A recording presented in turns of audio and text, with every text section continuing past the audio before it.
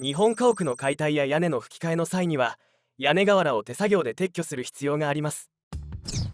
作業にかかる前に建物の周囲に足場を設置して防音シートを張り、作業時のホコリや破片などが近隣に飛び散らないよう養生しておきます。瓦を投げ入れるダンプの荷台にも同様に防音シートを取り付ける必要があります。その方法を少し説明します。板線と呼ばれる針金を使い、ダンプの荷台に足場の柱を固定します。この時注意するのが板線をねじる方向です。今回はまず時計回りにねじっています。シノを軸にして両端をやはり時計回りになるようにひねりながら折り返して輪を作ります。両端を巻きつけた本線に沿わせシノを回して締めますが、今度は反時計回りにシノを回すようにします。ポイントは板線を最初にねじった方向とは反対にシノを回すようにすること。こうすると板線が緩まずきれいに仕上がります。柱は最低2箇所で固定し、そこに防音シートを取り付けます。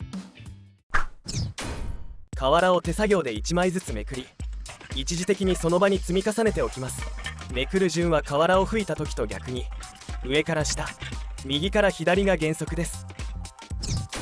めくった瓦の積み方にもコツがあります。すべて平行に積んでしまうとそのまま屋根を滑って落下する危険がありますので、一部を裏返して横に向け、その上に積み重ねることで滑りにくくします。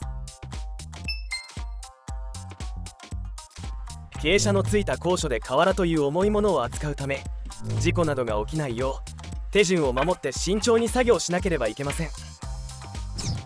瓦をダンプに投げ入れる際には周囲に通行人や自転車、車両などの通過がないか必ず確認します。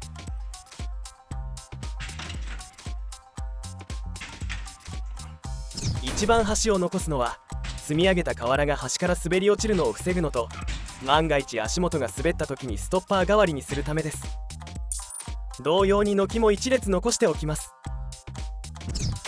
瓦を投げ渡す際には回転させず相手が受け取りやすいように投げてください。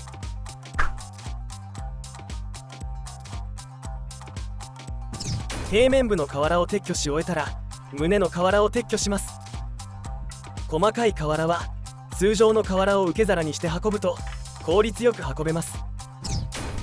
滑り止めに残しておいた軒と両端の瓦も慎重に取り外します。常に右足を残っている瓦にかけて足場を安定させながら左から右へ撤去します。